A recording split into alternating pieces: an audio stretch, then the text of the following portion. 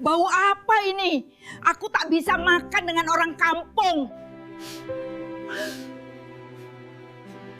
Namaku Putri. Usia pernikahanku dengan Mas Faras sudah menginjak 4 tahun, tapi Allah belum juga mempercayakan kami buah hati. Mungkin ini salah satu ujian dalam rumah tangga yang harus kami lalui bersama. Aku selalu berusaha ikhlas, meski kadang malam-malam sunyi membuatku bertanya-tanya, kapan ya Allah akan menitipkan anak di rahimku? Tapi aku percaya, setiap yang ditunda pasti ada hikmahnya. Aku adalah seorang bidan. Bukan profesi yang mudah, karena aku harus siap sedia kapanpun dibutuhkan. Pernah suatu malam saat hujan deras, aku harus pergi ke rumah pasien yang akan melahirkan. Jalanan banjir, motor mogok, tapi aku terus berjalan dengan tekad kuat. Itulah aku, perempuan yang lahir dari keluarga sederhana tapi punya mimpi besar. Sejak lulus SMA, aku sudah bekerja sampingan untuk menabung. Waktu itu ayahku hanya bisa memberiku uang pas-pasan untuk biaya kuliah. Beliau berkata, "Enduk, ayah cuma bisa membiayai kuliahmu. Untuk kebutuhan lain, kamu harus cari sendiri. Maafkan ayah yang kurang mampu." Aku menangis malam itu, bukan karena sedih, tapi karena terharu. Ayahku yang sudah membanting tulang di sawah dari pagi buta hingga matahari terbenam, masih merasa bersalah karena tak bisa memberiku lebih.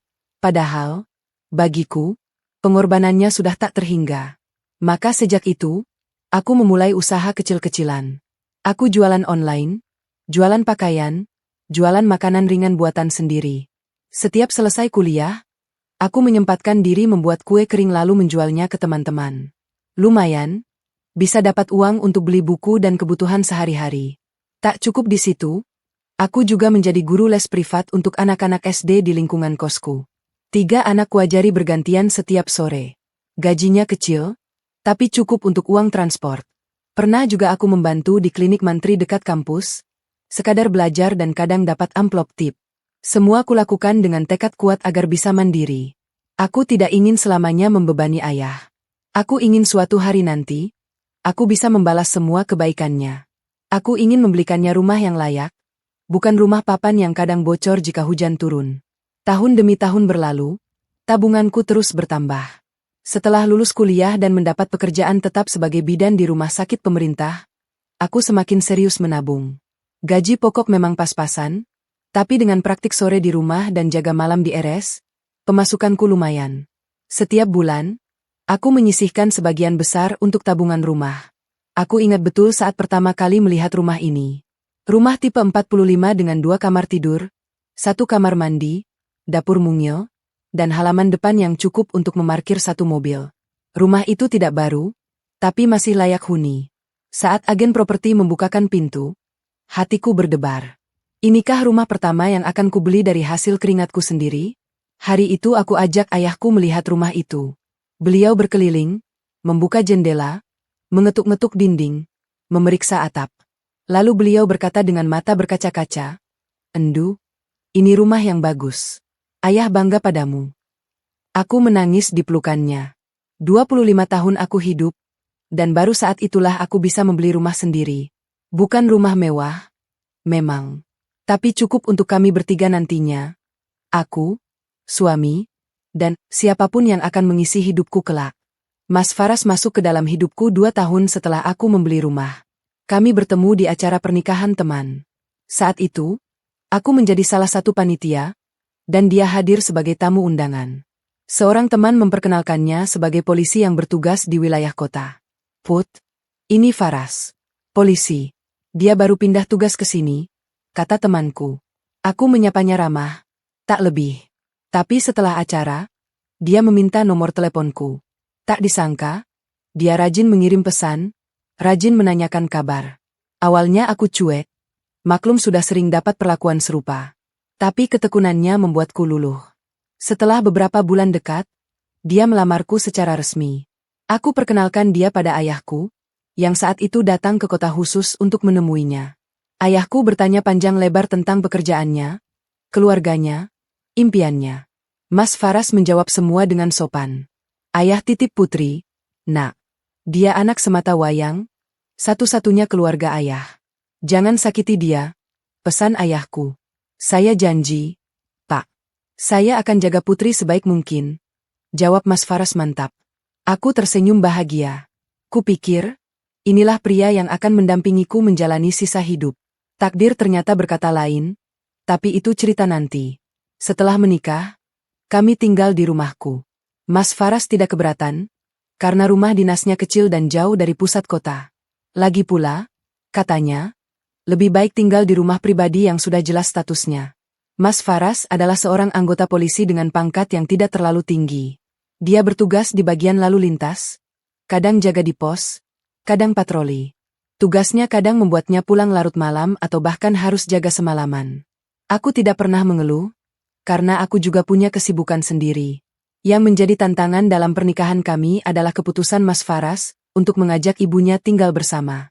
Saat itu, 6 bulan setelah menikah, Mas Faras mulai sering bicara tentang ibunya yang tinggal sendirian di kampung.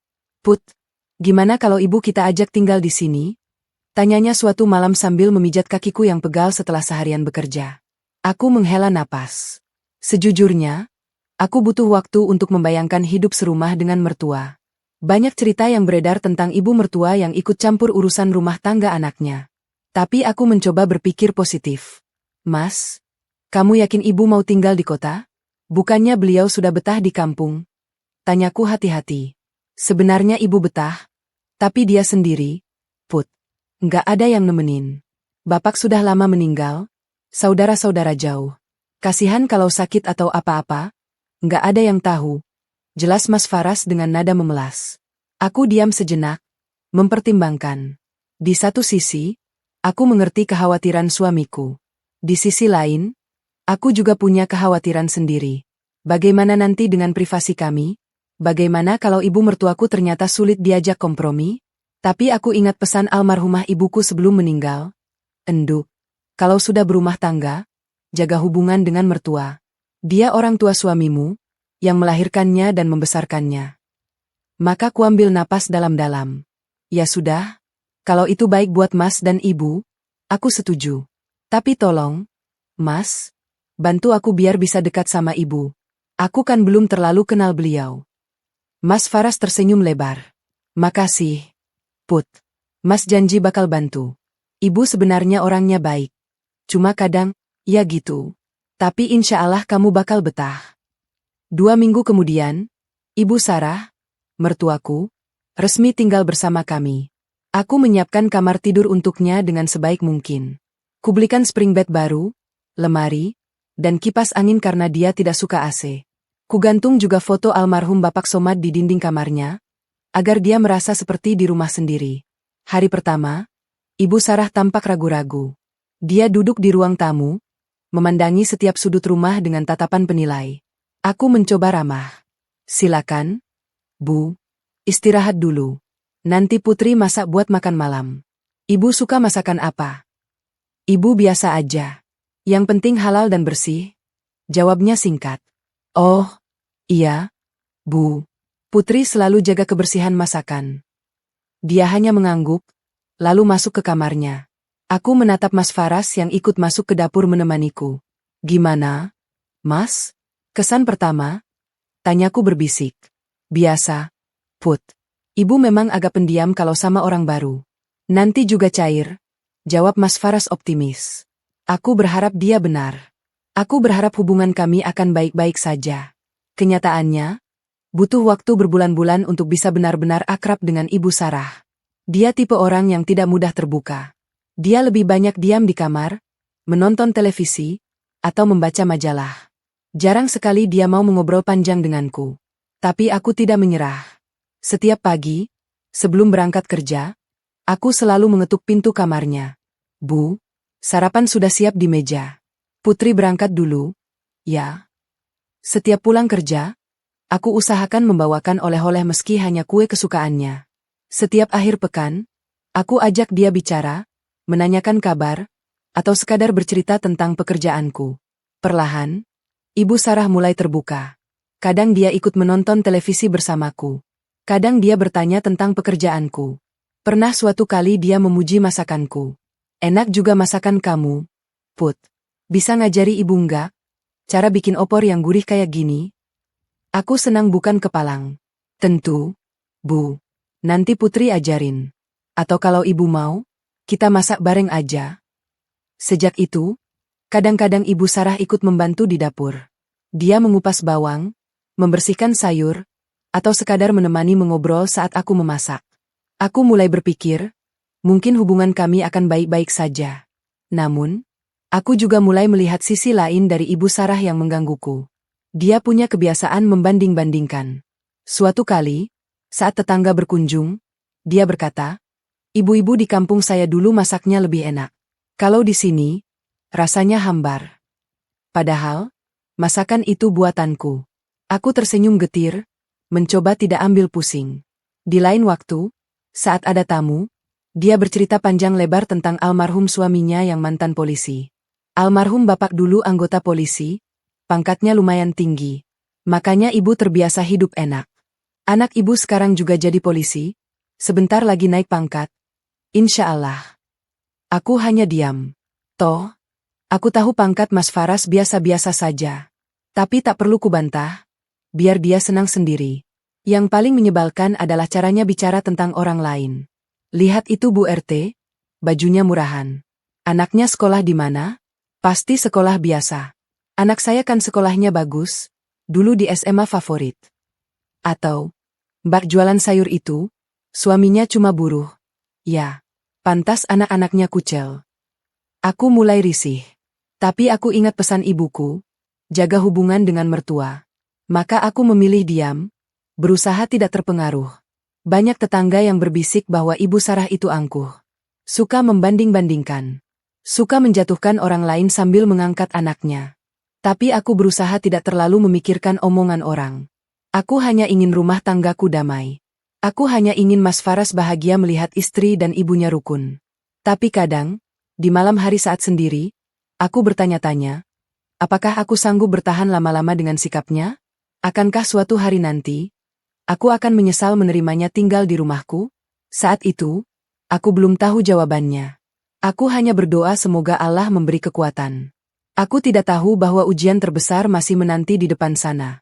Ujian yang akan menguji kesabaran, harga diri, dan cintaku pada suami dan ayahku. Waktu terus berjalan, dan aku semakin mengenal karakter Ibu Sarah yang sebenarnya. Wanita berusia 58 tahun itu memang istimewa dalam hal berbicara. Setiap kali ada tetangga berkunjung, ia tak pernah melewatkan kesempatan untuk membanggakan Mas Faras. Seolah-olah anaknya itu adalah polisi terhebat seantero negeri. Suatu sore, Bu RT mampir ke rumah untuk mengundang acara arisan bulanan. Ibu Sarah langsung menyambutnya dengan antusias, bahkan mempersilakan duduk di ruang tamu yang paling bagus. Aku yang baru pulang kerja, ikut duduk menemani mereka. Bu RT, tahu nggak? Anak saya itu polisi. Kerjanya mulia, gajinya besar, ujar Ibu Sarah membuka percakapan. Bu RT mengangguk sopan. Iya, Bu, saya tahu. Faras itu anak baik, ramah sama tetangga. Katanya mau naik pangkat tahun depan. Doakan saja, ya, Bu. Jadi orang tua, senang kalau anak sukses. Ibu Sarah tersenyum bangga. Aku menunduk, menahan senyum getir. Padahal, aku tahu persis penghasilan suamiku. Gajinya pas-pasan. Bahkan rumah yang kami tempati ini pun dari hasil jerih payahku sendiri. Tapi untuk apa diungkit? Biar Ibu Sarah punya kebanggaan sendiri. Putri juga kerjanya keras. Ya, Bu. Bidan, kan? Bu RT menoleh padaku. Aku tersenyum. Alhamdulillah, Bu. Masih bisa membantu masyarakat. Iya, kerja di rumah sakit itu mulia. Tapi ya gitu, kadang bau obat, bau pasien. Enggak semua orang tahan. Sela Ibu Sarah cepat. Aku tahu nada bicaranya bukan pujian, tapi aku pura-pura tidak mengerti. Setelah Bu RT pulang, Ibu Sarah kembali pada kebiasaannya. Putri, masak apa hari ini? Jangan yang murahan. Ya, Ibu sudah bosan makan sayur nangka terus. Aku menghela napas dalam-dalam. Iya, Bu. Tadi Putri beli ayam, mau digoreng. Sama tumis kangkung. Baguslah. Orang kaya kita ini harus jaga gengsi. Jangan kayak orang kampung yang makannya asal kenyang saja. Ibu Sarah mengangguk puas. Kalimat seperti ini sering keluar dari mulut Ibu Sarah. Aku sudah terbiasa, tapi kadang telinga ini panas juga mendengarnya. Siapa yang dia maksud? Orang kampung? Bukankah dia sendiri asalnya dari kampung? Bukankah aku juga anak kampung yang lahir dan besar di sawah?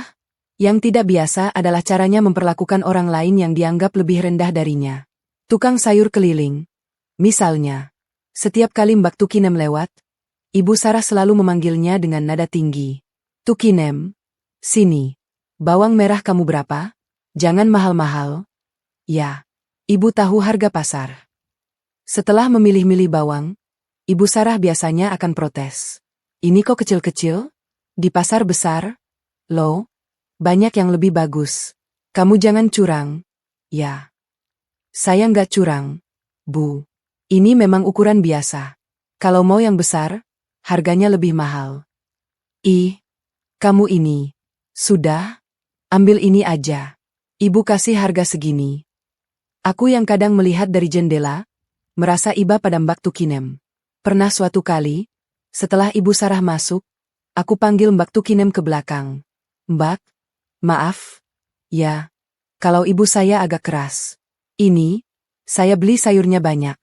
Nggak usah dikasih tahu ibu. Mbak Tukinem tersenyum lega. Nggak apa-apa, Bu. Saya sudah biasa. Tapi terima kasih. Ya. Ada juga kisah dengan tukang ojek langganan, namanya Pak Dul. Dia biasa mengantar Ibu Sarah ke pasar atau ke pengajian.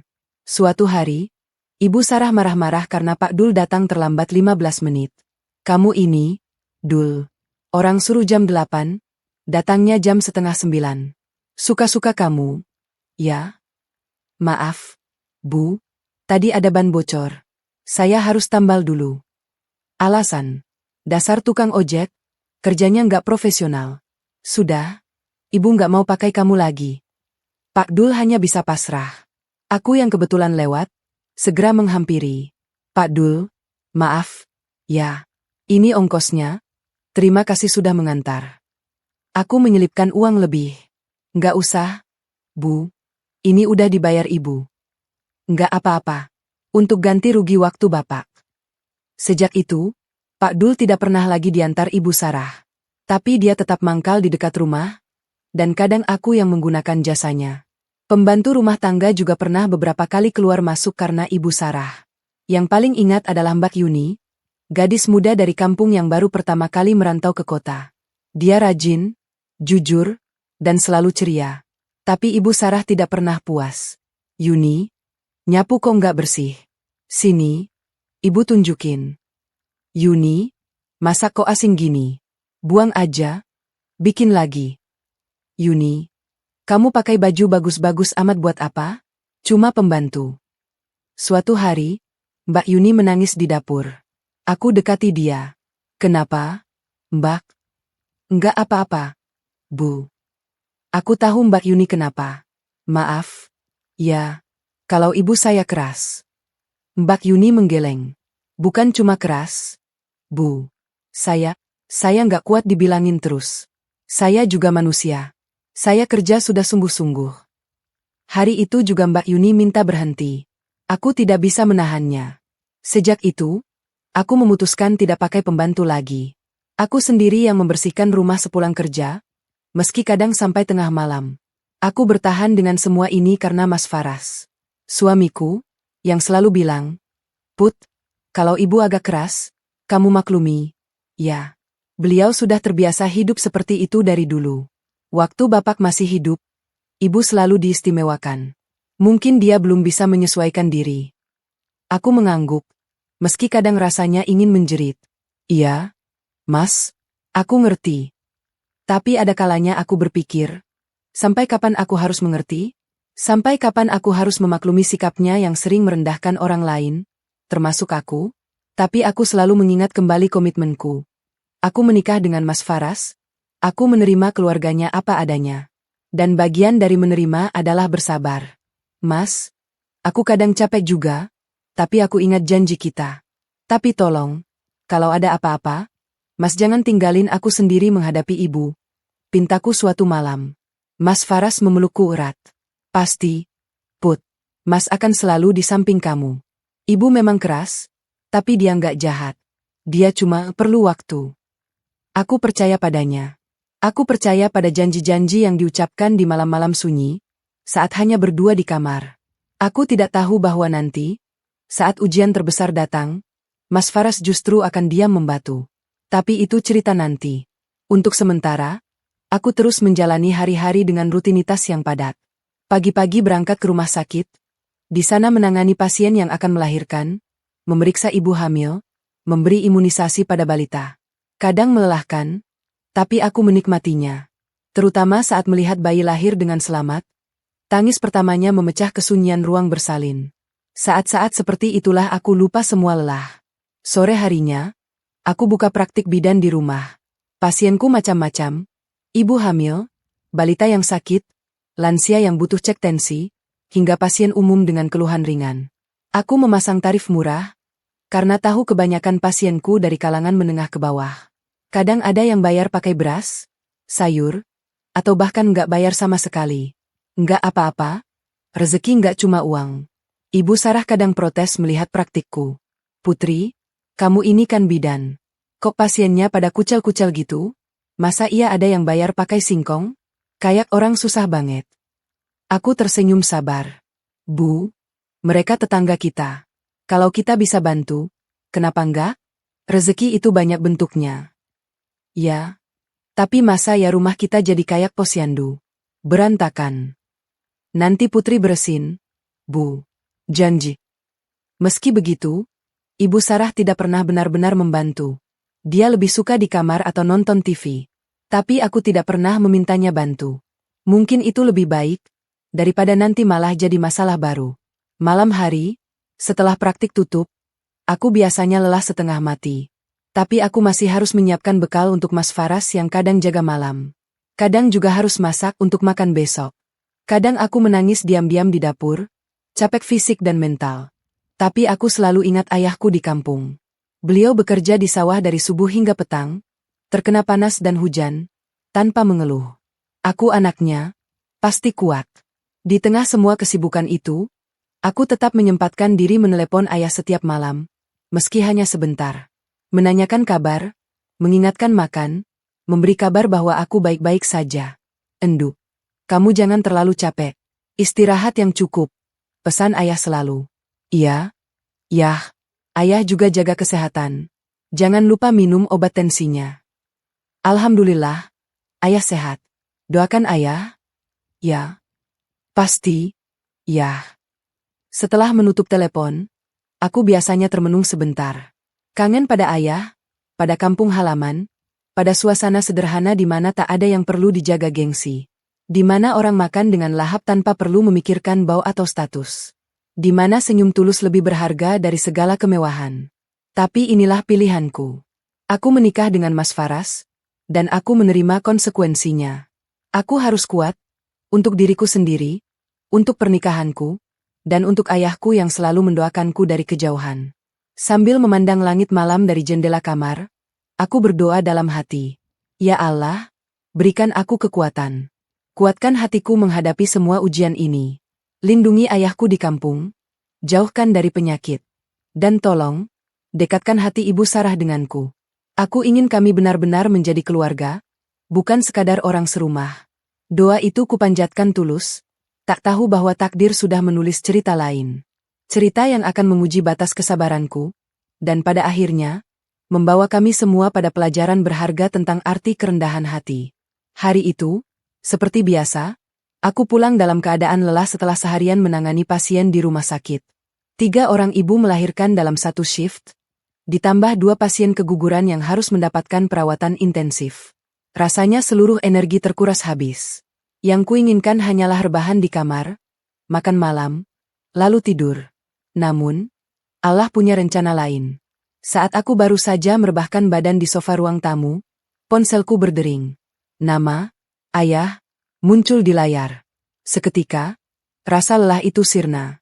Aku selalu punya energi tersendiri setiap kali mendengar suara ayah. Assalamualaikum. Endu. Suara ayah di seberang sana terdengar sedikit berbeda. Ada nada yang membuatku langsung waspada. Waalaikumsalam.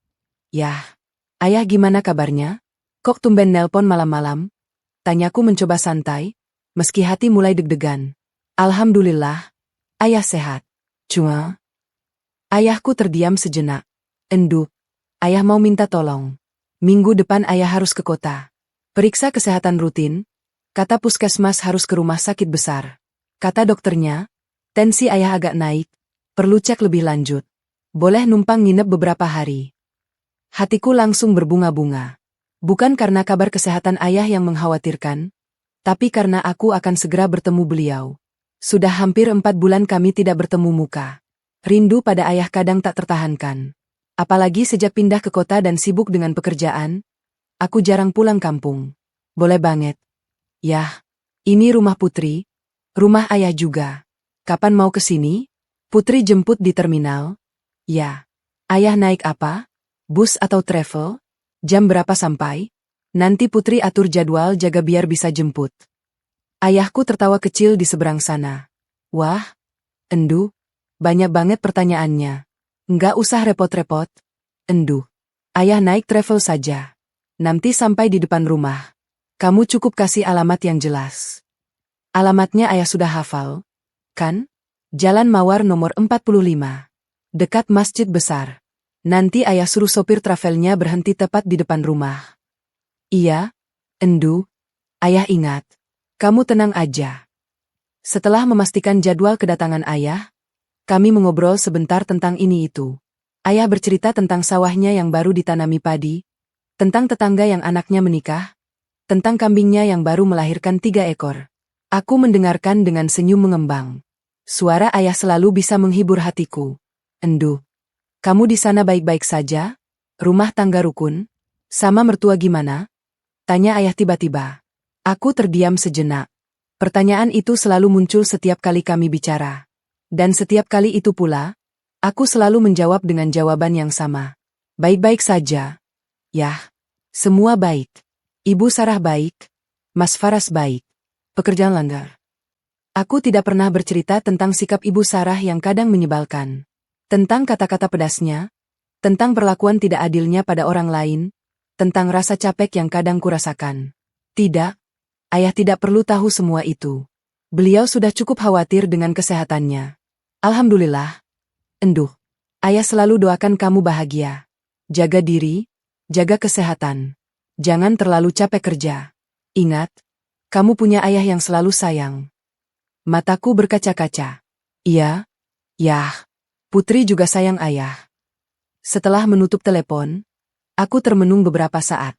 Rindu pada ayah, pada kampung halaman, pada kehidupan sederhana di mana aku bisa memeluk ayah setiap saat. Di kota, kesibukan sering membuatku lupa bahwa waktu terus berjalan, bahwa ayah tidak semakin muda. Assalamualaikum. Suara Mas Faras menyadarkanku dari lamunan. Dia baru pulang jaga malam, wajahnya tampak letih. Waalaikumsalam. Capek. Mas? Tanyaku sambil menepuk sofa, mempersilakannya duduk di sampingku. Biasa. Put, jaga malam memang gitu. Kok kamu sendirian di sini? Ibu mana? Di kamar? Kayaknya udah tidur. Mas, tadi bapak nelpon. Mas Faras menoleh. Oh ya? Ada apa? Bapak sehat? Alhamdulillah, sehat. Tapi minggu depan bapak mau ke sini. Kontrol kesehatan rutin katanya. Boleh nginep beberapa hari, kan? Aku menatapnya dengan sedikit harap-harap cemas. Mas Faras tersenyum. Boleh banget. Put, rumah ini kan rumahmu juga. Bapak mertuaku, pasti aku sambut dengan senang hati. Nanti kita traktir bapak makan enak. Ya. Aku tersenyum lega. Makasih, Mas. Putri seneng banget. Lagian, kamu ini. Kok minta izin sih? Ini rumah kamu. Bapak kamu, ya pasti boleh datang kapan aja. Jangan sungkan-sungkan gitu. Aku memeluknya erat. Iya, Mas. Putri cuma mau pastikan semuanya oke.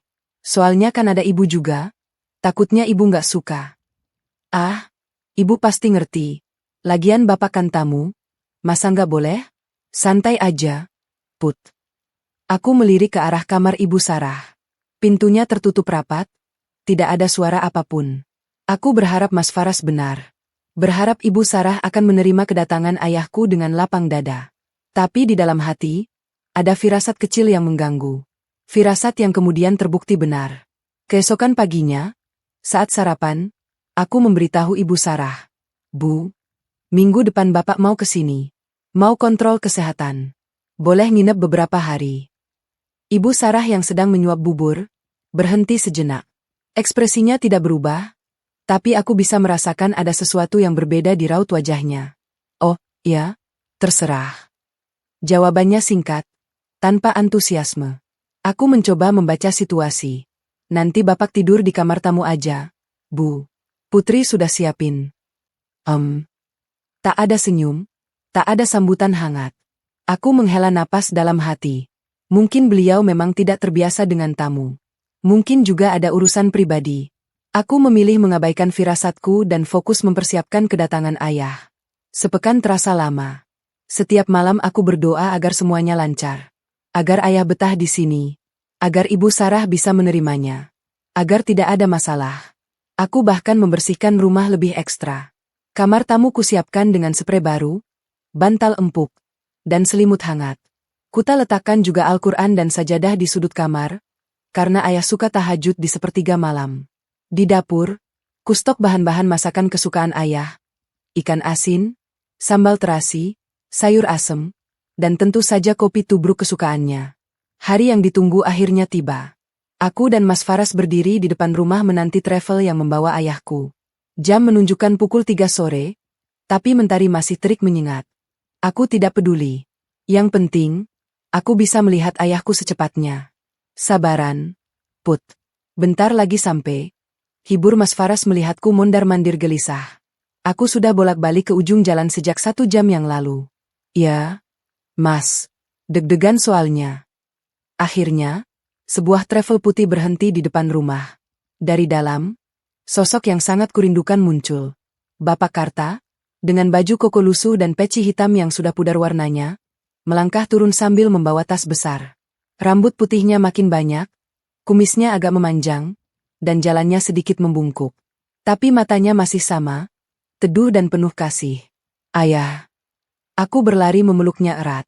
Bau khas ayah, campuran tembakau, kopi, dan keringat, membuatku langsung rindu kampung halaman. Wes, enduk. Sudah gede kok nangis-nangis. Ucap bapak sambil tertawa, meski aku bisa melihat matanya berkaca-kaca. Tangannya yang kasar mengusap kepalaku dengan lembut, seperti waktu aku masih kecil dulu. Mas Faras menyambut ayahku dengan hormat, menjabat tangan dan mencium punggung tangannya. Mari, Pak, masuk. Istirahat dulu. Pasti capek habis perjalanan. Alhamdulillah, nggak capek. Nak, di travel enak, bisa tidur, jawab ayahku ramah. Kami masuk ke dalam rumah. Aku mempersilakan ayah duduk di ruang tamu, mengambilkan minum, dan mengipasinya. Mataku mencari-cari Ibu Sarah. Tidak ada di ruang tamu. Kudapati ia sedang berbaring di kamar dengan pintu setengah terbuka. Bu, Bapak sudah datang, panggilku dari luar pintu. Iya, Ibu capek. Mau tidur dulu? Jawabnya singkat, tanpa beranjak dari tempat tidur. Aku menghela napas lagi. Tapi cepat-cepat ku hapus perasaan tak enak itu. Mungkin beliau benar-benar capek. Atau mungkin kurang enak badan. Ajak ayahku duduk di ruang tamu, kutawarkan minum, dan kuceritakan banyak hal. Gimana pemeriksaannya nanti? Yah, sudah dapat jadwal? Sudah. Enduk. Lusa pagi. Tadi ayah sudah telepon rumah sakit, kata petugasnya jam 8 pagi. Nggak usah repot-repot antar. Ayah bisa naik angkot. Ah, ayah ini. Putri antar, dong. Masa ayah sendiri naik angkot? Nggak apa-apa. Enduh. Kamu kan kerja. Nggak usah bolos cuma antar ayah. Putri bisa atur jadwal jaga? Yah. Tenang aja. Mas Faras ikut nimbrung. Iya, Pak. Biar kami yang antar. Saya bisa ambil cuti sehari. Wajah ayah berseri-seri. Wah, kebangetan baiknya kalian. Makasih. Ya, nak. Makasih. Enduh. Selama 3 hari berikutnya, aku berusaha menyenangkan hati ayah. Setiap pulang kerja, kusempatkan memasak makanan kesukaannya. Sayur asem, ikan goreng, sambal terasi, dan lalapan mentah. Aku tahu ayah suka makanan sederhana, bukan makanan mewah. Enak banget masakan anakku. Kayak masakan almarhumah ibumu dulu. Puji ayah saat makan malam pertama. Aku tersenyum haru. Ibu, meski sudah lama pergi, kenangannya selalu hidup dalam setiap masakanku. Keesokan harinya, aku antar ayah ke rumah sakit. Dokter memeriksanya dengan teliti, melakukan berbagai tes, dan memberikan resep obat. Alhamdulillah, tekanan darahnya mulai terkontrol, asal rutin minum obat dan menjaga pola makan. Bapak ini, jangan suka makan asin-asin, godaku sambil memegang resep. Lah, iwak asin itu lauk favorit ayah. Endu. Susah kalau dilarang. Enggak dilarang, dikurangi.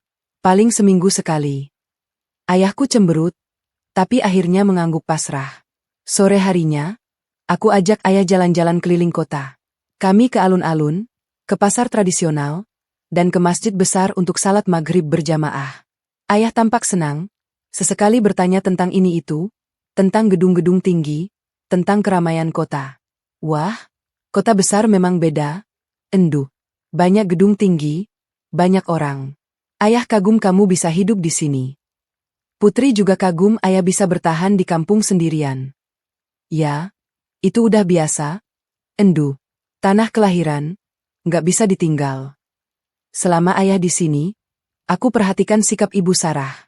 Ia selalu menghindar. Jika ayahku di ruang tamu, ia memilih di kamar. Jika kami makan malam bersama, ia makan cepat-cepat lalu masuk kamar. Bahkan saat ayah menyapanya dengan ramah, ia hanya menjawab seadanya tanpa menatap. Apa Ibu Sarah kurang sehat? Endu. Tanya ayah suatu malam saat kami berdua di teras. Sepertinya sih sehat. Yah, mungkin lagi banyak pikiran. Aku tersenyum, meski di hati ada gundah. Aku berusaha tidak ambil pusing. Mungkin beliau memang tidak terbiasa dengan tamu. Mungkin juga ada urusan pribadi. Namun, firasatku mulai terusik. Terlalu banyak keanehan dalam sikapnya. Esok harinya, aku memasak lebih banyak dari biasanya. Aku ingin membuat makan malam istimewa sebagai perpisahan. Ku goreng ayam, ku sayur asem, dan ku buat sambal terasi. Meja makan ku tata secantik mungkin dengan taplak baru dan rangkaian bunga plastik di tengahnya. Hari itu, aku ingin semua makan bersama dalam suasana hangat. Aku tidak tahu bahwa makan malam itu justru akan menjadi malam paling menyakitkan dalam hidupku. Pak, Bu, ayo makan. Putri sudah siapin semuanya. Panggilku bersemangat. Mas Faras keluar dari kamar mandi dan langsung duduk di kursi. Aku duduk di sampingnya. Ibu Sarah keluar dari kamar dengan wajah datar, lalu mengambil tempat di seberang kami. Ayahku muncul paling akhir, melangkah pelan dengan senyum ramah di wajahnya. Wah, masak apa Ndu? Enak banget baunya, ujar ayah sambil mendekati meja. Aku tersenyum bangga. Iya, Putri masak. Tiba-tiba, suasana hangat itu hancur dalam sekejap. Ibu Sarah berdiri setengah berteriak, hidungnya kembang kempis seperti mencium sesuatu yang sangat tidak sedap. Matanya menatap tajam ke arah ayahku yang masih berdiri, belum sempat duduk. Dan kata-kata berikutnya akan membekas di hatiku selamanya. Bau busuk apa ini? Kata-kata Ibu Sarah meledak di ruang makan yang sunyi. Semua orang terhenyak. Aku berdiri membeku, belum sepenuhnya memahami apa yang baru saja terjadi. Ibu Sarah berdiri setengah berteriak, hidungnya kembang kempis seperti mencium sesuatu yang sangat tidak sedap. Wajahnya berkerut dengan ekspresi jijik yang tak disembunyikan. Aku melihat matanya menatap tajam ke arah ayahku yang masih berdiri di dekat kursi, belum sempat duduk. Aku tak bisa makan dengan orang kampung. Sambungnya dengan nada penuh penghinaan. Dunia serasa berhenti berputar. Aku tidak percaya dengan apa yang baru saja kudengar. Kata-kata itu terasa seperti pisau yang menusuk ulu hatiku. Ayahku, orang kampung, dengan nada hina seperti itu? Bu, maksud ibu apa? Tanyaku dengan suara bergetar. Aku berusaha tetap tenang, meski tangan sudah gemetar.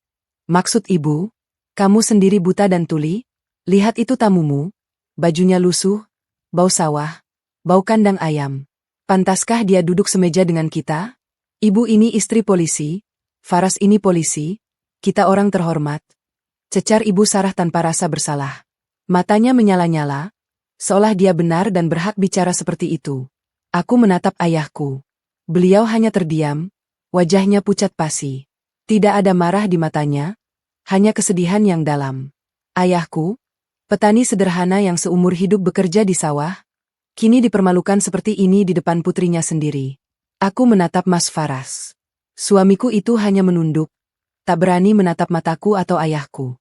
Wajahnya pucat, tangannya memegang erat kursi, tapi ia diam 1000 bahasa. Ia diam saat ibunya menghina ayahku. Ia diam saat istrinya dihancurkan hatinya. Mas diam saja. Lihat bagaimana ibumu bicara pada bapak. Teriakku mulai kehilangan kendali. Air mata sudah menggenang di pelupuk mata, tapi kutahan sekuat tenaga. Mas Faras mengangkat wajah, tapi matanya masih menghindar. Put, sudahlah, mungkin ibu hanya apa? Hanya menghina ayahku di depan mataku. Mas, ini ayahku. Orang yang membesarkanku, menyekolahkanku, banting tulang buat aku. Dan ibumu berani-beraninya bilang dia bau dan gak pantas makan semeja. Jangan bantah ibu, Put. Ibu ini orang tuamu. Bentak Ibu Sarah. Ia melangkah maju, menunjuk-nunjuk wajahku dengan jari telunjuknya. Dengar, ibu tidak akan pernah mau makan satu meja dengan orang kampung. Ibu ini dari keluarga terhormat. Keluarga terhormat. Istri polisi. Orang kampung. Bau. Kata-kata itu terus berputar di kepalaku. Dan Mas Faras masih diam. Diam seperti patung. Berhenti. Bu. Aku tak tahan lagi. Ibu bicara soal keluarga terhormat? Ibu bicara soal pantas tidak pantas? Ibu tahu dari mana uang untuk membeli rumah ini? Dari aku. Dari kerja kerasku. Bukan dari Mas Faras. Bukan dari ibu. Ini rumahku. Dan aku berhak mendudukan ayahku di kursi manapun yang aku mau. Suaraku meninggi. Semua penat, semua lelah, semua kekesalan selama ini meledak di satu titik. Aku sudah terlalu lama diam, terlalu lama memaklumi, terlalu lama bersabar. Berani-beraninya kamu bicara seperti itu pada ibu. Ibu Sarah melangkah maju, tangannya terangkat hendak menampar. Tapi sebelum tangannya mendarat, ayahku bergerak. Dengan cepat ia berdiri di antara aku dan Ibu Sarah. Sudah, jangan bertengkar. Suara ayahku lembut, tidak meninggi. Ibu Sarah, maafkan saya jika ada salah. Saya memang orang kampung, petani. Saya biasa bau sawah, bau pupuk. Saya tidak pantas duduk semeja dengan ibu. Pak, jangan. Aku menarik tangan ayah. Jangan minta maaf. Ibu yang salah. Sudah? Enduh. Ayahku menatapku dengan mata teduh. Ada luka di sana, tapi ia berusaha menyembunyikannya. Bapak enggak masalah. Biar bapak makan di bawah saja. Bapak enggak mau lihat kamu bertengkar gara-gara bapak. Tidak, Pak. Ini rumah Putri. Tidak ada yang berhak. Putri, dengerin bapak. Suara ayah lembut tapi tegas. Tangannya mengusap puncak kepalaku, seperti waktu aku kecil dulu. Bapak enggak mau kamu ribut sama mertua karena bapak. Bapak sudah tua, enggak perlu harga diri. Yang penting kamu bahagia. Biar bapak makan di bawah. Ayahku mengambil piring dari meja. Dengan tangan yang sedikit gemetar, ia mengambil sedikit nasi dan lauk. Lalu, tanpa menatap siapapun, ia berjalan menuruni tangga menuju lantai bawah. Ia duduk di lantai dengan alas seadanya, hanya selembar koran bekas yang ia ambil dari meja tamu. Aku melihatnya dari atas. Ayahku, petani kampung yang tak pernah mengeluh, yang selalu bekerja keras untukku, kini duduk di lantai rumah yang kubeli dengan keringatku sendiri. Duduk seperti seorang pengemis di rumah putrinya sendiri. Aku tak tahan. Kuambil piringku dan mengikuti ayah ke bawah. Putri makan sama bapak. Endu, jangan. Kamu makan di atas sana sama suamimu. Tidak, Pak. Putri makan sama bapak. Di sini atau dimanapun, Putri akan selalu bersama bapak. Di lantai itu, kami berdua makan dalam diam. Aku tak bisa menahan air mata.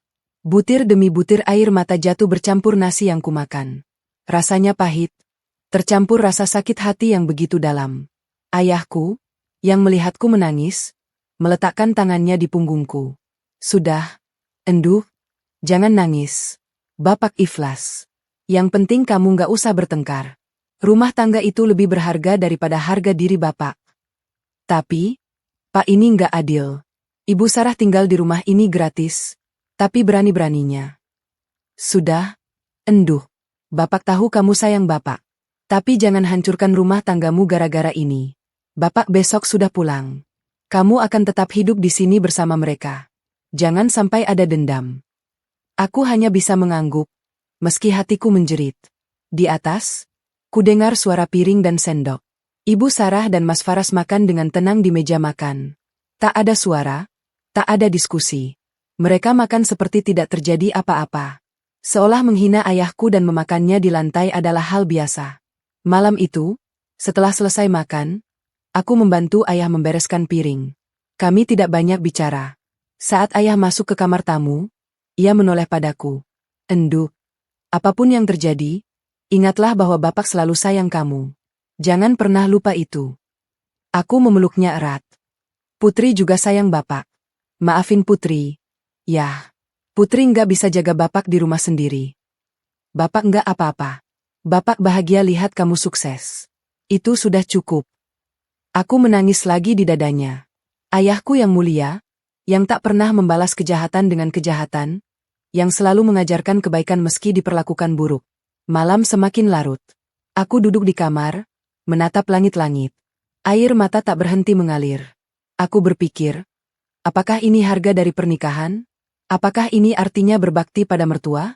Haruskah aku membiarkan ayahku diperlakukan seperti ini demi keutuhan rumah tangga? Tak lama kemudian, pintu kamar terbuka. Mas Faras masuk dengan wajah muram. Ia duduk di tepi tempat tidur, mencoba meraih tanganku. Put, maafin aku. Aku menarik tanganku. Maaf? Kamu bilang maaf? Setelah apa yang terjadi? Cuma maaf? Aku nggak tahu harus ngomong apa. Ibu emang. Jangan lagi, Mas. Jangan lagi bela ibumu. Cukup. Aku duduk, menatapnya tajam. Kenapa kamu diam saja? Kenapa nggak bilang apa-apa? Itu ayahku. Mas, dan ibumu menghinanya di depan kita. Aku nggak bisa, Put. Dia ibuku. Melahirkanku, membesarkanku. Aku nggak bisa melawan dia. Lalu aku istrimu. Bukankah kita satu keluarga? Bukankah dalam pernikahan kita harus saling membela? Atau kamu lupa janji kita? Aku nggak lupa, Put. Tapi situasinya rumit. Rumit? Yang rumit apa? Mas, ibumu salah. Itu jelas. Dan kamu diam. Kamu pilih diam daripada bela kebenaran. Mas Faras tertunduk. Ia tak bisa membantah. Kamu pengecut. Mas. Aku tak bisa menahan kata itu keluar. Wajah Mas Faras memerah. Apa katamu? Pengecut. Takut sama ibumu. Lebih takut sama ibumu daripada kehilangan istri. Jaga bicaramu, Put. Jaga bicaramu sendiri. Atau jaga ibumu. Dia yang harusnya malu. Dia yang numpang di rumahku. Tapi berani-beraninya menghina ayahku. Mas Faras terdiam. Ia tak bisa membantah. Ia tahu aku benar. Tapi harga dirinya sebagai suami dan anak mungkin mencegahnya mengakui itu. Malam itu, Mas Faras memilih tidur di ruang tengah. Aku tidur di kamar sendiri, menangis sampai tertidur. Dalam tidur, aku bermimpi ayahku tersenyum padaku di tengah sawah. Ia melambai, lalu berjalan menjauh hingga hilang di telan kabut. Pagi harinya, aku bangun dengan mata bengkak. Kulihat jam menunjukkan pukul 6. Aku segera bergegas ke kamar tamu. Pintu terbuka. Kamar kosong. Sprei sudah dirapikan, bantal ditata, dan tas ayah tidak ada di sudut kamar. Hatiku langsung panik. Aku berlari ke ruang tamu, ke dapur, ke teras. Tidak ada. Ayahku sudah pergi. Di meja makan, kulihat sepiring nasi goreng dan segelas teh hangat. Di bawah piring, ada secari kertas. Endu, ayah pamit pulang. Terima kasih sudah menjamu ayah dengan baik. Maafkan ayah kalau merepotkan. Jaga dirimu baik-baik. Jangan lupa makan. Jangan terlalu capek kerja. Doa ayah selalu menyertaimu. Ayah. Air mataku tumpah lagi. Ayahku pergi diam-diam, tanpa pamit, tanpa peluk terakhir. Ia memilih pergi agar tidak merepotkanku lebih jauh. Ia memilih pergi daripada melihat putrinya bertengkar dengan mertua. Aku memegang kertas itu erat-erat. Mas Faras keluar dari ruang tengah dengan rambut acak-acakan. Ia melihatku menangis, lalu melihat kertas di tanganku. Bapak sudah pulang. Aku tidak menjawab. Aku hanya memandangnya dengan tatapan kosong. Lalu aku berjalan ke kamar dan mengunci pintu. Aku tak ingin bicara dengan siapapun. Seharian itu aku tidak masuk kerja. Aku menghubungi Eres, bilang sakit. Padahal yang sakit bukan badanku, tapi hatiku. Aku hanya berbaring di kamar, menatap langit-langit, menangis sesekali, lalu diam lagi.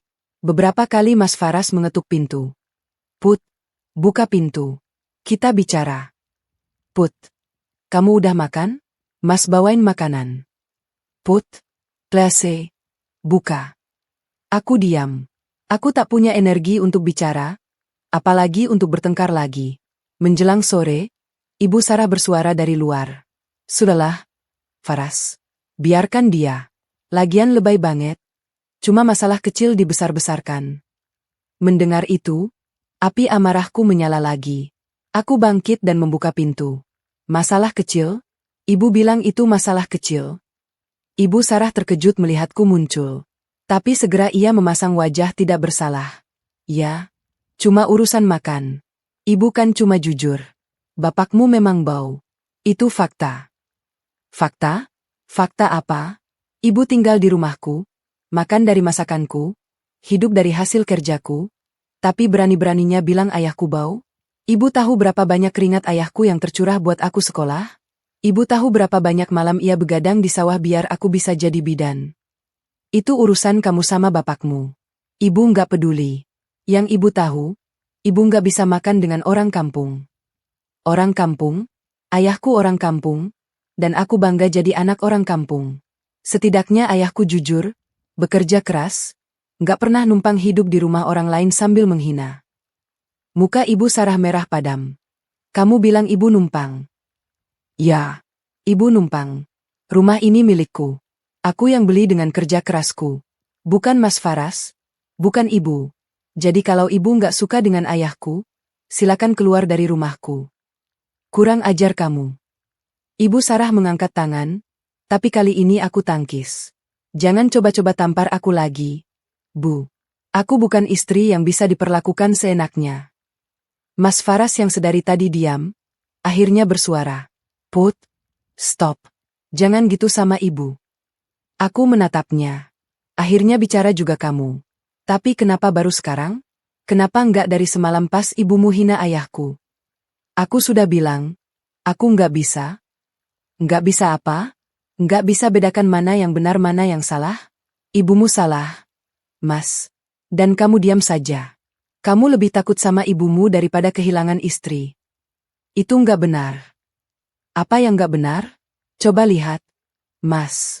Selama ini aku kerja banting tulang, aku yang biayai semua kebutuhan rumah. Ibu tinggal di sini gratis, makan gratis, aku layani sebaik mungkin. Tapi saat ayahku datang sekali, diperlakukan seperti sampah. Dan kamu diam. Mas Faras terdiam. Ia menunduk, tidak bisa menatap mataku. Kamu pengecut, Mas Faras. Pengecut. Kata itu terasa begitu pahit keluar dari mulutku. Tapi itulah kenyataannya. Put, jangan bilang gitu. Mas mohon. Aku minta cerai, Mas. Mas Faras terperanjat. Wajahnya pucat pasi. Apa? Put, jangan main-main. Aku serius. Aku nggak bisa hidup dengan orang yang nggak bisa membela kebenaran. Aku nggak bisa hidup dengan suami pengecut. Jangan. Put, kita bisa bicarakan baik-baik. Bicarakan apa? Semua sudah jelas. Ibumu salah, dan kamu memihak dia. Cukup. Ibu Sarah tertawa sinis. Cerai? Bagus. Siapa takut? Faras? Biarkan dia pergi. Anak durhaka. Aku menatap Ibu Sarah dengan tajam. Aku durhaka? Aku yang selama ini menghidupi kalian? Ibu yang durhaka. Menghina tamu, menghina orang tua, di rumah yang bukan milik ibu. Keluar, bentakku. Keluar dari rumahku. Sekarang juga.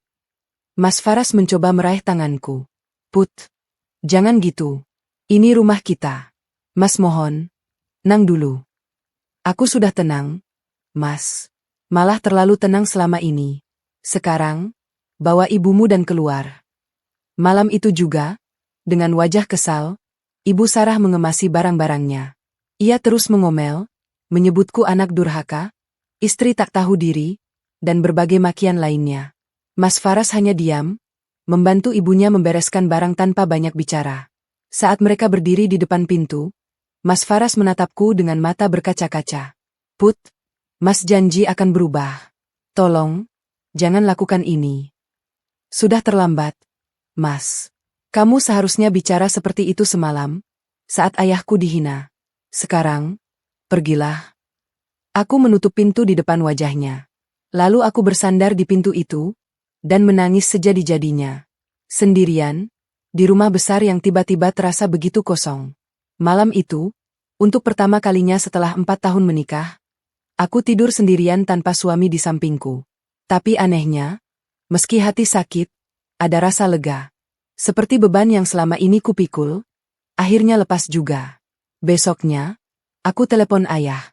Yah, Putri mau pulang. Ada apa, Enduk? Putri. Putri sudah cerai? Yah. Hening di seberang. Lalu suara ayah terdengar lirih. Ya Allah, Enduk. Ayah doakan yang terbaik. Pulanglah, nak. Rumah ayah selalu terbuka untukmu. Aku menangis lagi.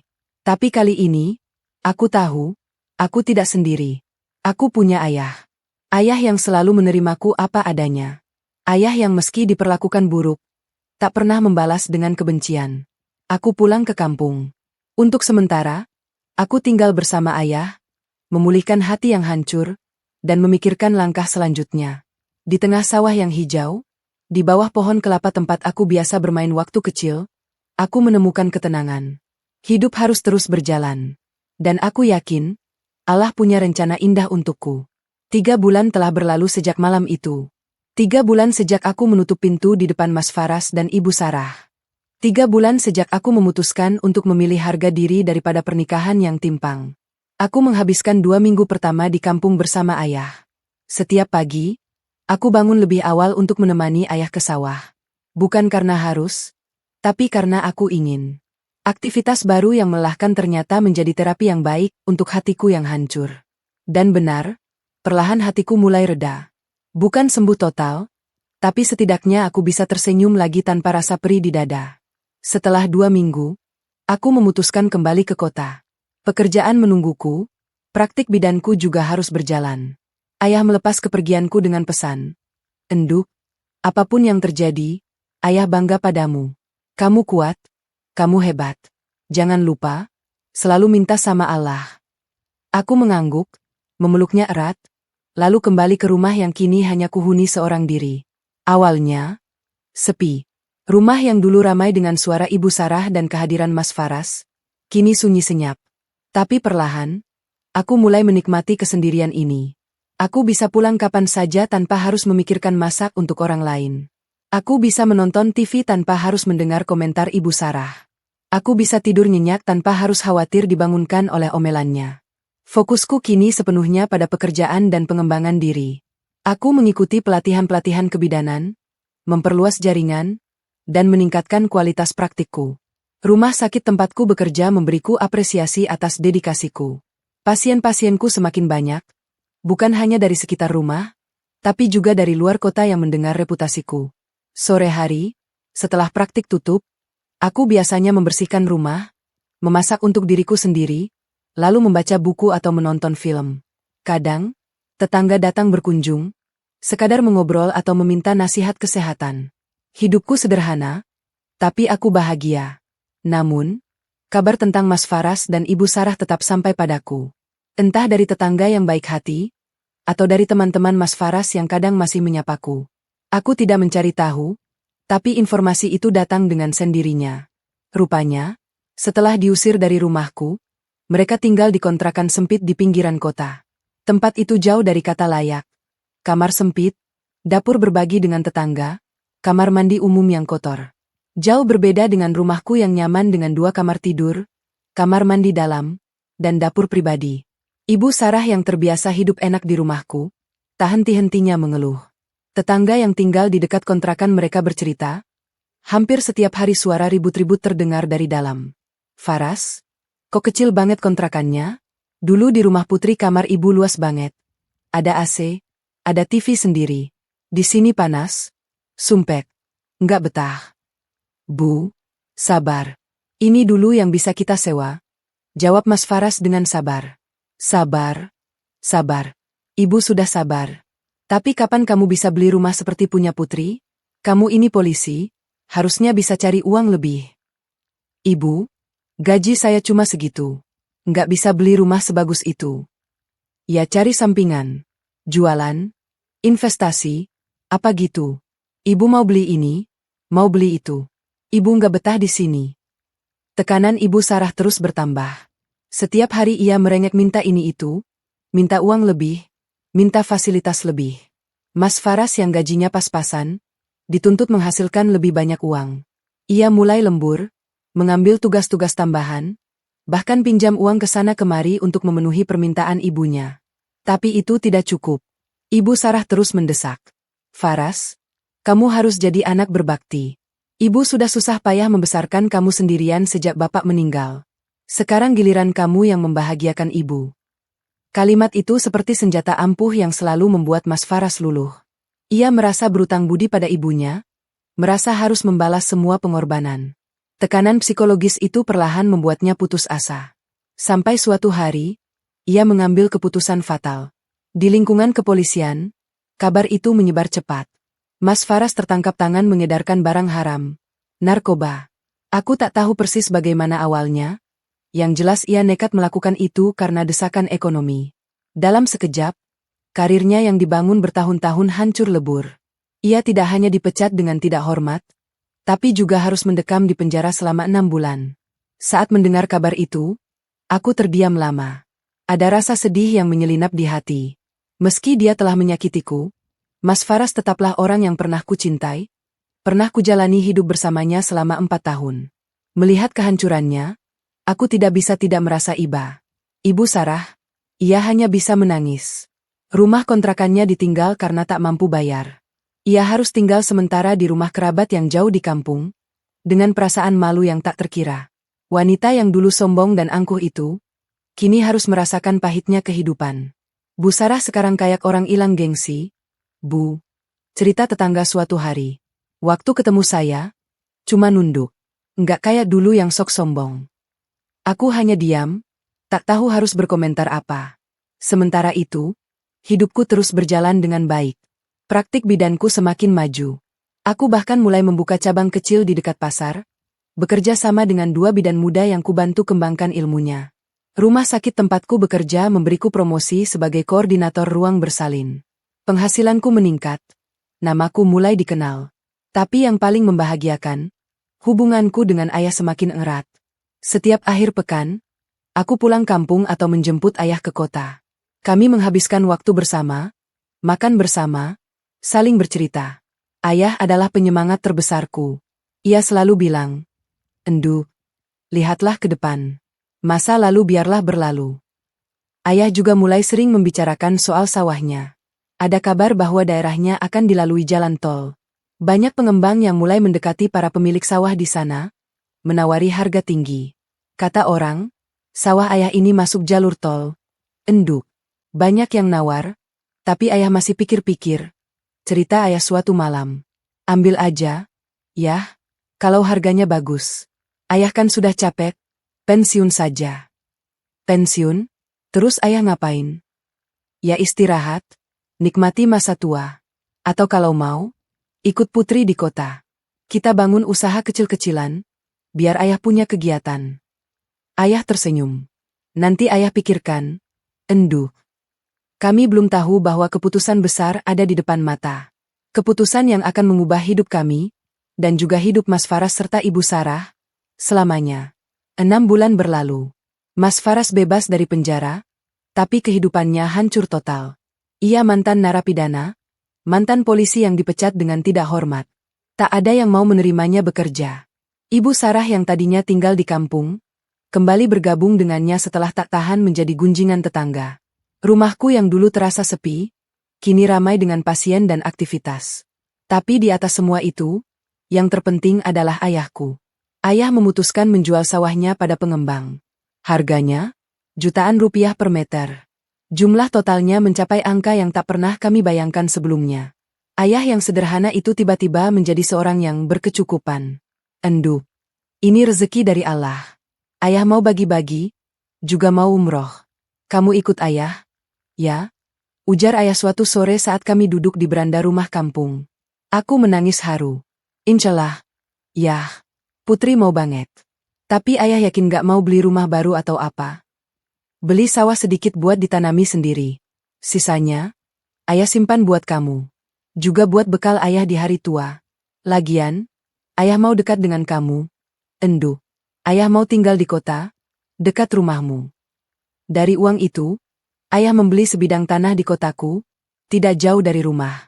Di atas tanah itu, ia membangun kos-kosan sederhana namun nyaman dengan 10 kamar.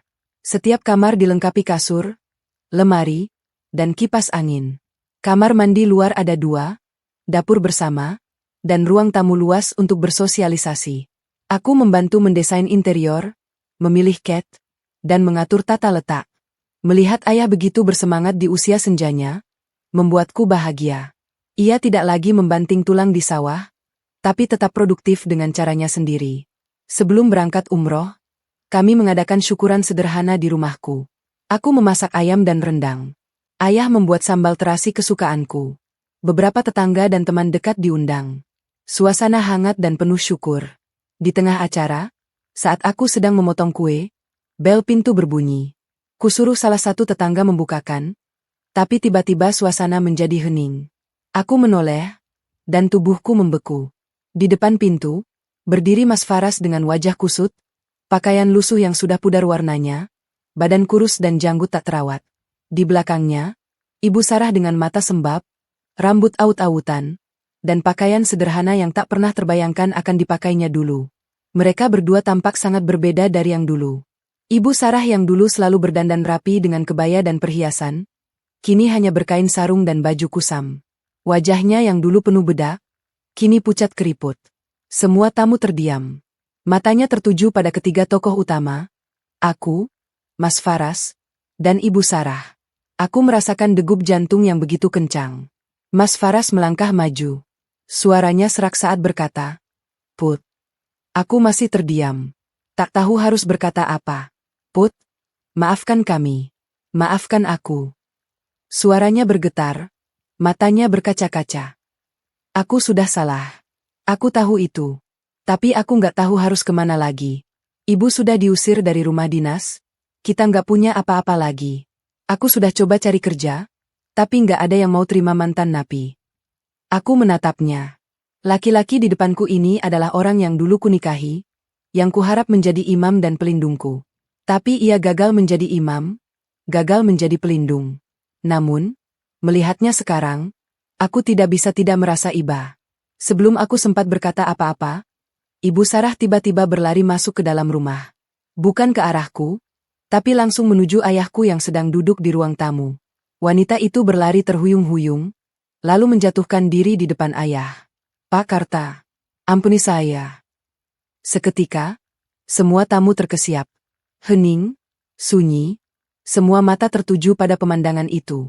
Ibu Sarah bersimpuh di kaki ayahku, meletakkan kepala di lantai, bersujud sungguh-sungguh. Tangisnya pecah, bahunya terguncang-guncang. "Saya minta maaf, Pak. Saya yang salah. Saya yang angkuh. Saya yang menghina Bapak. Saya yang bilang Bapak bau. Bapak orang kampung. Bapak nggak pantas duduk semeja dengan saya. Saya orang yang paling hina, Pak." Ayahku duduk terpaku di kursi, mulutnya ternganga. Mungkin ia tak menyangka akan melihat pemandangan seperti ini. Wanita yang dulu dengan sombongnya menghinanya, yang dulu mengusirnya makan di lantai, kini bersujud di kakinya. Tapi sekarang saya yang gak punya apa-apa. Pak, saya yang jadi orang kampung. Saya yang jadi peminta-minta. Ampuni saya, Pak. Minta sama Putri agar dikasihani kami. Saya sudah tua, Pak. Saya gak kuat hidup susah. Mas Faras yang melihat ibunya bersujud, ikut berlutut di sampingnya. Ia juga menangis. "Pak, saya minta maaf. Saya bukan suami yang baik buat Putri. Saya pengecut. Saya lemah. Saya tahu semua ini salah saya. Tapi tolong, jangan biarkan ibu terlantar. Saya janji akan berubah. Saya akan kerja apapun." Aku berdiri membeku di dekat meja, masih dengan pisau kue di tangan. Berbagai perasaan campur aduk di dada. Marah, iba, benci, kasihan. Inikah saat yang kunanti? Inikah saat pembalasan? Melihat orang yang dulu menyakitiku kini bersujud memohon ampun, beberapa tamu mulai berbisik. Ada yang terlihat iba, ada yang diam 1000 bahasa. Seorang tetangga tua menghampiriku. Bu, sebaiknya Bu Putri bicara sama Bapak. Ini keluarga, harus diselesaikan baik-baik. Aku menghela napas panjang, lalu berjalan mendekati ayah. Ayahku masih duduk diam, menatap dua manusia yang bersujud di depannya. Air mata mulai mengalir di pipi keriputnya. Ayah menatapku, mencari persetujuan. Aku meraih tangannya dan mengangguk pelan. Apapun keputusan ayah, aku akan terima. Beliau telah mengajarkanku tentang maaf, tentang ketulusan, tentang memandang manusia dengan kasih sayang bukan dendam. Ayahku menghela napas. Lalu dengan suara lembut, ia berkata, "Ibu, tolong bangun. Saya ini cuma petani kampung. Nggak pantas dapat sujud dari orang seperti ibu." "Jangan bilang gitu, Pak. Saya yang nggak pantas. Saya yang salah. Saya hina Bapak. Saya usir Bapak. Tapi sekarang saya yang minta-minta. Saya malu, Pak. Tapi saya nggak tahu harus kemana lagi." Ayahku berdiri, lalu dengan lembut mengangkat Ibu Sarah. "Ibu, duduk dulu. Tenangkan diri." Ibu Sarah duduk di kursi, masih terisak-isak. Mas Faras ikut duduk di sampingnya, menunduk dalam. Aku berdiri di samping ayah, masih belum bisa berkata apa-apa. Ayahku memandang mereka berdua dengan tatapan yang sulit kubaca. Lalu ia berkata pelan, "Begini, Bu. Saya memang punya kos-kosan di dekat sini. Masih ada kamar kosong. Kalau Ibu dan Faras mau, silakan tinggal di sana. Saya juga punya motor yang gak terpakai, bisa buat Faras cari nafkah." Ibu Sarah dan Mas Faras menatap ayahku dengan mata terbelalak. Tak percaya dengan apa yang baru saja mereka dengar. Tapi ingat, ini bukan gratis.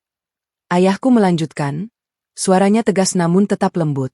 "Ibu harus jaga kos-kosan itu, bersih-bersih, bantu saya ngurus anak-anak kos.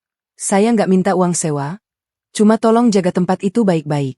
Faras harus kerja, ngojek, jadi kuli, apapun yang penting halal. Saya nggak mau lihat orang terlantar, tapi saya juga nggak mau orang malas." Ibu Sarah menangis lagi, tapi kali ini tangis haru. Ia berlutut lagi, tapi ayahku segera mengangkatnya. "Sudah, Bu.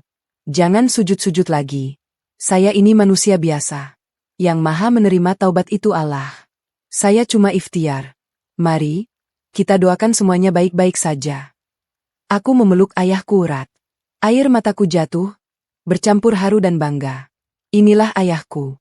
Petani kampung yang katanya, bau, dan tak pantas. Tapi hatinya seluas samudera. Ia mengajarkan aku tentang maaf tanpa syarat, tentang kemanusiaan tanpa pamrih. Malam itu, syukuran berlangsung dengan suasana berbeda. Ibu Sarah dan Mas Faras ikut duduk bersama tamu lain. Mereka makan dengan lahap, mungkin pertama kalinya dalam waktu lama. Aku melihat Ibu Sarah tersenyum kecil saat ayahku menyuguhinya teh hangat. Wanita itu, yang dulu angkuh dan sombong, kini hanya duduk diam dengan kepala tertunduk. Saat semua tamu pulang, aku duduk di teras bersama ayah. Malam cerah, bulan purnama bersinar terang. "Yah, kenapa ayah mau memaafkan mereka?" tanyaku lirih. Ayahku tersenyum. "Karena Allah suka orang yang memaafkan." Enduk. "Karena dendam hanya akan membakar hati sendiri. Dan karena mereka sudah minta maaf dengan cara yang paling dalam. Sujud di depan orang yang pernah dihinanya. Itu bukan perkara mudah." Tapi ayah ingatkan bagaimana ibu dulu memperlakukan ayah. Ayah mengangguk. Ayah ingat. Tapi ayah juga ingat bahwa kita semua pernah berbuat salah. Ibu Sarah mungkin salah, tapi dia sudah merasakan akibatnya. Kehilangan martabat, kehilangan anak, kehilangan segalanya. Sekarang giliran kita menunjukkan bahwa menjadi manusia itu bukan tentang siapa yang paling benar, tapi siapa yang paling bisa memaafkan. Aku diam, meresapi kata-kata ayah. Benar juga. Dendam tidak akan mengubah apapun. Yang ada, dendam hanya akan menguras energi dan membahagiakan setan. Mereka akan tinggal di kosan. Yah, Apa nggak takut nanti Ibu Sarah macam-macam lagi? Ayah tertawa kecil. Enduk, orang yang sudah bersujud di depan kita, biasanya nggak akan macam-macam lagi. Harga dirinya sudah jatuh, dia akan berusaha bangkit dengan cara yang baik. Kalau dia macam-macam lagi, dia akan kehilangan tempat terakhirnya. Ayah rasa, dia sudah belajar. Tapi kalau Mas Faras? Ayah lihat dia menyesal. Biarkan dia buktikan. Kalau dia benar-benar berubah, alhamdulillah. Kalau tidak, paling dia cuma tinggal sebentar lalu pergi sendiri. Yang penting, kita sudah berbuat baik. Aku tersenyum. Ayahku benar. Yang penting, kita sudah berbuat baik. Selebihnya, urusan Allah. Malam itu, untuk pertama kalinya setelah sekian lama, hatiku terasa ringan. Beban yang kupikul selama ini, rasa sakit yang kusimpan, perlahan menguap. Mungkin ini yang namanya ikhlas. Mungkin ini yang namanya lapang dada. Esoknya, kami berangkat umroh dengan hati yang bersih. Meninggalkan Ibu Sarah dan Mas Faras di kosan ayah, dengan harapan mereka akan memulai hidup baru. Dan kami pergi ke Tanah Suci, untuk bersyukur, untuk berdoa, untuk memohon keberkahan atas segala yang telah Allah berikan. Pesawat take-off dari Bandara Soekarno-Hatta menuju Jeddah. Aku duduk di kursi dekat jendela, ayah di sampingku. Masih terbayang jelas kejadian semalam. Ibu Sarah bersujud di depan ayah, tangisnya yang memilukan, dan kelembutan ayah yang memaafkan. Enduk, kamu kenapa melamun terus? Tegur ayah sambil menepuk pundakku. Ah, enggak. Ya, cuma ingat kejadian kemarin. Putri masih nggak nyangka ayah bisa semudah itu memaafkan mereka. Ayahku tersenyum. Enduk, memaafkan itu berat. Tapi menyimpan dendam itu lebih berat. Ayah sudah tua, nggak mau bawa beban ke Tanah Suci. Lagian, kita ini cuma mau umroh, lebih baik bawa hati yang bersih. Aku mengangguk. Ayah benar. Di hadapan Ka'bah nanti, semua manusia sama. Tak ada istilah orang kampung atau orang kota, istri polisi atau petani. Semua sama di mata Allah. Penerbangan memakan waktu sekitar 9 jam. Ayah menghabiskan waktu dengan tidur, membaca doa, dan sesekali mengobrol denganku. Aku senang melihatnya begitu tenang. Wajahnya berseri, matanya berbinar. Ini pertama kalinya ayah keluar negeri, pertama kalinya ia akan menginjakkan kaki di Tanah Suci. Enduk, ayah seneng banget bisa umroh sama kamu. Dulu, waktu kamu kecil, ayah cuma bisa mimpi. Sekarang, alhamdulillah, Allah kasih rezeki. Aku menggenggam tangannya. Ini semua berkat doa ayah, kerja keras ayah. Putri cuma ikut. Jangan gitu. Enduh, kamu yang kerja keras, kamu yang beli rumah sendiri, kamu yang jadi bidan hebat. Ayah cuma petani, cuma bisa banggain kamu. Petani itu mulia. Yah, tanpa petani, kita semua nggak bisa makan. Ayah tertawa. Iya, iya. Nanti kita sambung omongnya di Madinah. Ya. Sekarang ayah mau tidur dulu, biar nanti sampai di sana nggak ngantuk. Aku tersenyum, lalu menatap keluar jendela. Awan putih bergulung-gulung di bawah. Hatiku damai. Kami tiba di Madinah lebih dulu. Rencananya, setelah beberapa hari di Madinah, baru ke Makkah. Begitu keluar dari pesawat, udara gurun menyambut kami. Panas, tapi berbeda dengan panas di Indonesia. Ayah tampak tak sabar. Ya Allah, Endu, ini tanahnya para nabi. Ayah nggak nyangka. Kami check-in di hotel dekat Masjid Nabawi. Dari jendela kamar, terlihat kubah hijau makam Rasulullah. Ayah menangis. Ya, nanti kita salat di masjid, ziarah ke makam Rasul, insya Allah. Ayah mengangguk, masih terisak. Selama di Madinah, kami habiskan waktu untuk ibadah.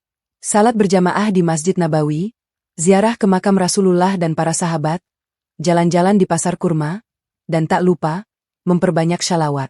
Ayah seperti anak kecil yang baru pertama kali ke tempat bermain. Semua ia foto, semua ia ceritakan nanti untuk tetangga di kampung.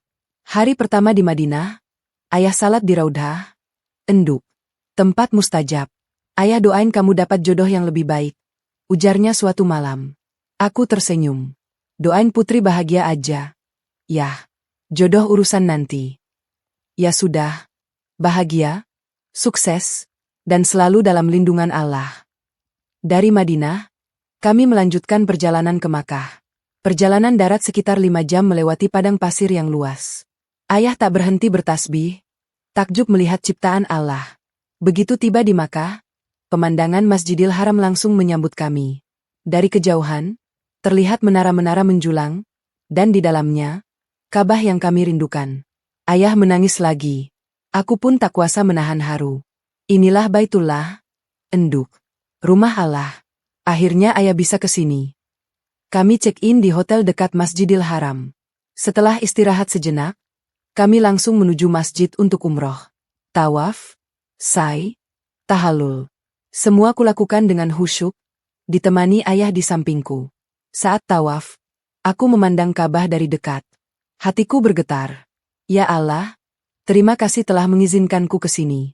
Setelah umroh, kami menghabiskan waktu di Makkah selama seminggu. Setiap hari, kami salat 5 waktu berjamaah di Masjidil Haram. Kadang, kami duduk di pelataran masjid sambil membaca Al-Quran. Kadang, kami berkeliling area sekitar, membeli oleh-oleh untuk tetangga dan teman. Suatu malam, setelah salat Isya, kami duduk di pelataran masjid. Hawa sejuk, langit bertabur bintang. Ayah membuka percakapan. Endu, ayah mau ngomong serius. Aku menoleh. Tentang apa? Yah. Tentang Faras dan Ibu Sarah. Aku diam, menunggu. Ayah tahu, kamu mungkin masih sakit hati. Tapi ayah lihat mereka beneran menyesal. Terutama Ibu Sarah. Orang yang sudah bersujud di depan kita itu nggak bohong. Mungkin ini cara Allah ngasih mereka hidayah. Putri tahu, yah. Tapi Putri juga perlu waktu. Luka itu nggak bisa sembuh sekejap. Tentu, enduh. Ayah nggak maksa kamu langsung baik lagi sama mereka. Tapi ayah cuma mau bilang, jangan tutup pintu maaf sepenuhnya. Biarkan waktu yang menyembuhkan. Aku menghela napas. Iya, yah. Putri ngerti. Lagian, Putri juga sudah lihat sendiri. Mereka tinggal di kosan ayah, Ibu Sarah jaga kosan, Mas Faras ngojek.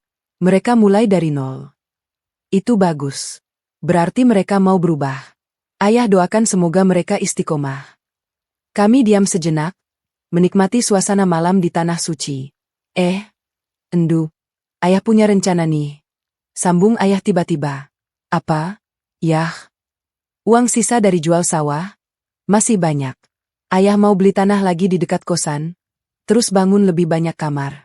Jadi kosan kita bisa lebih besar, bisa nampung lebih banyak anak kos. Terus, ayah juga mau buka usaha kecil-kecilan, mungkin warung kopi atau laundry. Biar anak-anak kos betah. Aku tersenyum. Wah, ide bagus. Yah, ayah jadi pengusaha properti nih.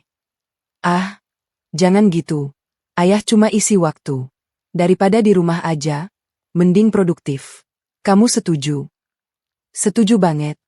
Yah, Putri bantu urus perizinannya nanti. Makasih. Endu, ayah seneng punya anak kayak kamu. Esoknya, kami melanjutkan ibadah dengan semangat baru. 7 hari di Makkah, lalu kembali ke Madinah untuk beberapa hari sebelum pulang ke tanah air. Selama di Madinah, kami lebih banyak berziarah ke tempat-tempat bersejarah. Bukit Uhud, Masjid Quba, Masjid Qiblatain, dan lainnya. Ayah tak henti-hentinya bersyukur. Di malam terakhir sebelum pulang, kami duduk di rooftop hotel sambil memandang Masjid Nabawi. Lampu-lampu masjid berpendar indah, menciptakan suasana damai. Ayah bangga sama kamu. Bukan cuma karena kamu sukses, tapi karena kamu kuat. Kamu bisa bertahan saat dihantam masalah. Kamu nggak pernah ngeluh, nggak pernah menyalahkan takdir. Itu luar biasa, Endu. Aku terharu. Putri cuma berusaha ikhlas. Yah, semua ini kan ujian. Benar, ujian. Dan kamu lulus. Sekarang, ayah mau kamu janji sama ayah. Janji apa? Yah. Janji buat bahagia. Janji buat terus jadi pribadi yang baik. Janji buat nggak pernah dendam. Dan janji buat selalu dekat sama Allah. Aku memeluk ayah erat. Putri janji. Yah. Putri janji. Esoknya, kami terbang kembali ke Jakarta. Perjalanan panjang, tapi hati kami penuh. Penuh berkah, penuh hikmah, penuh rasa syukur. Sesampai di Jakarta, kami disambut oleh Mas Faras. Ia sudah menunggu di bandara dengan motor ayah. Wajahnya bersih, rapi, dan tersenyum. Sungguh berbeda dengan saat ia datang ke syukuran dulu. "Pak, Put, selamat datang. Gimana umrohnya?" Sapa Mas Faras. "Alhamdulillah, lancar, Nak. Makasih udah jemput," jawab ayahku ramah. Aku hanya tersenyum kecil. Masih canggung, tapi setidaknya aku bisa tersenyum. Sepanjang perjalanan pulang, Mas Faras bercerita tentang aktivitasnya. Ia ngojek dari pagi sampai sore. Kadang dapat penumpang banyak, kadang sepi. Tapi ia bersyukur bisa bekerja halal. Ibu Sarah rajin menjaga kosan, membersihkan, dan bahkan mulai akrab dengan anak-anak kos. Ibu masakin mereka kadang-kadang. Katanya kangen masak buat banyak orang. Cerita Mas Faras. Ayahku tertawa. Bagus, bagus. Ibu Sarah punya hati. Aku diam, tapi dalam hati, aku ikut senang mendengarnya. Mungkin benar kata ayah, mereka memang berubah. Sesampai di kosan, Ibu Sarah menyambut kami dengan hangat. "Pak Karta, Putri, selamat datang. Gimana umrohnya? Cerita dong." Kami duduk di ruang tamu kosan, minum teh hangat buatan Ibu Sarah. Aku perhatikan lingkungan sekitar. Bersih, rapi, dan asri. Tanaman hias di pot berjejer rapi di halaman. Anak-anak kos lalu lalang, menyapa ramah. "Ini semua ibu yang rawat, Bu?" Tanyaku takjub. "Iya, Put. Ibu senang berkebun. Lumayan, bisa buat ngisi waktu. Anak-anak kos juga senang, kata mereka jadi betah di sini." Aku tersenyum. Inilah Ibu Sarah yang dulu tak pernah mau bersentuhan dengan tanah, kini berkebun dengan senang hati. Sungguh perubahan luar biasa. Malam itu, untuk pertama kalinya setelah sekian lama, kami makan malam bersama. Satu meja. Ayahku, aku, Mas Faras, dan Ibu Sarah. Makan malam sederhana dengan lauk seadanya, tapi penuh kehangatan. Tak ada lagi kata, bau. Tak ada lagi hinaan, tak ada lagi gengsi. Hanya kebersamaan yang hangat. Aku memandang ayahku yang duduk. Beliau tersenyum padaku. Matanya berkata, "Lihat, Endu, maaf itu indah." Aku tersenyum balik. "Ya, maaf itu indah." Dan malam ini, di meja makan sederhana ini, aku merasakan keindahan itu untuk pertama kalinya. 3 bulan setelah umroh, hidup kami berjalan dengan ritme baru. Aku sibuk dengan klinikku yang semakin besar. Ayah sibuk dengan proyek kosan barunya. Mas Faras tekun menjadi tukang ojek. Ibu Sarah rajin mengurus kosan. Setiap pagi, sebelum berangkat ke klinik, aku sempatkan mampir ke kosan ayah.